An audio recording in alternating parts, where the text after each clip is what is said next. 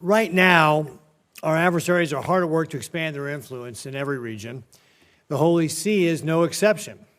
In 2018, the Vatican signed a provisional agreement to accept bishops appointed by Communist China, not the Vatican.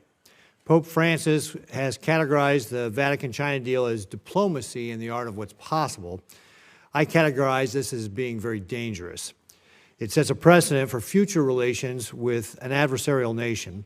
Xi Jinping has given the green light to construct state-approved, state-controlled Catholic churches.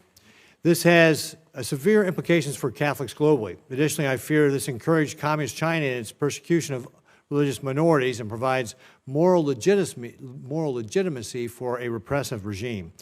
In October, the Vatican just extended that agreement for the third time for 4 more years, defying requests from the first Trump administration to end that agreement. Mr. Birch, do you agree that the agreement represents a dangerous level of cooperation between the Catholic Church and Communist China? Well, thank you, Senator. Again, thank you for that kind introduction at the beginning. I agree that the relationship between the Holy See and China is of immense importance to the United States. As you point out, they did sign a provisional agreement in 2018 that they then renewed in 2024 that is primarily concerned with the appointment of bishops. This agreement is secret, so we do not know the contents of this agreement.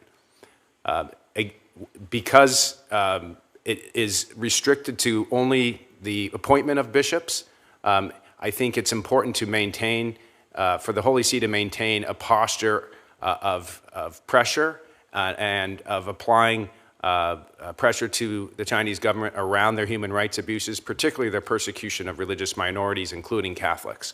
When it comes to the question of the appointment of bishops, I would encourage the Holy See, as the United States ambassador, if I'm confirmed, to resist the idea that a foreign government has any role whatsoever in choosing the leadership of a private religious institution.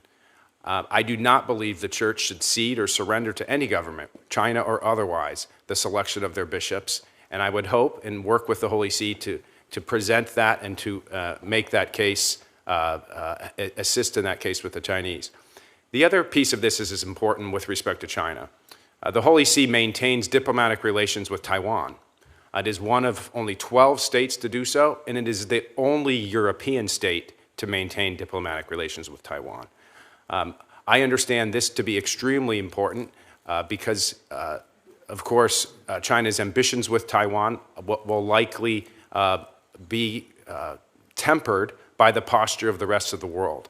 And the Holy See, in maintaining this relationship with Taiwan, I think will serve as a point of hesitation and resistance given the Holy See's moral authority and moral respect and global influence around the world. And I will insist, as the United States ambassador, if I'm confirmed, the Holy See maintain that strong relationship with Taiwan. Yeah. Thank you, Mr. Birch. One of the things that I want to also get back to a little bit, talking about the aid, because you mentioned that the Catholic Church is responsible for aid being distributed around the world, and I think is one of the partners that works with the United States government. Isn't that right, through Catholic Relief Services and Caritas? That's correct.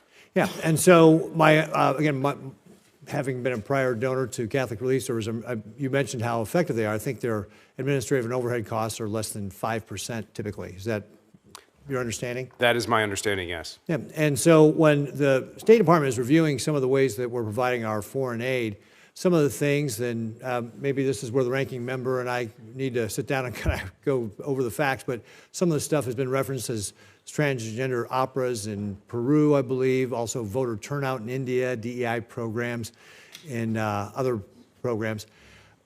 My guess would be, and maybe you're more familiar with this, that's why I'm asking, that when it comes to the Catholic Church, what CRS does, what Caritas does, they're focusing primarily on the type of aid that is life-saving. It's not involved with transgender promotion. It's not involved in voter turnout. It's not involved in DEI. Would that be your understanding of the kind of aid that the Catholic Church, the CRS, and Caritas does?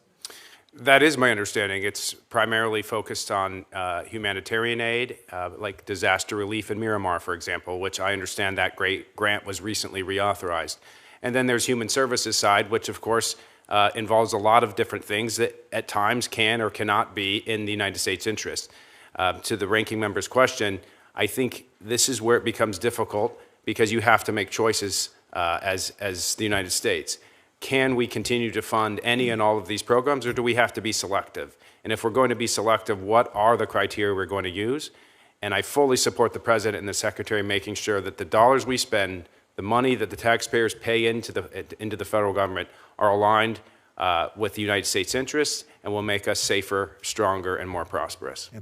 And so, but getting to the point of the aid, it would seem that the Catholic Church's interest in providing aid really does align more with the types of aid of this administration with regard to those life-saving services. Does that seem accurate? I would agree. I think the Catholic Church can be one of the best partners of the United States. Great. Thank you very much, Mr. Chairman.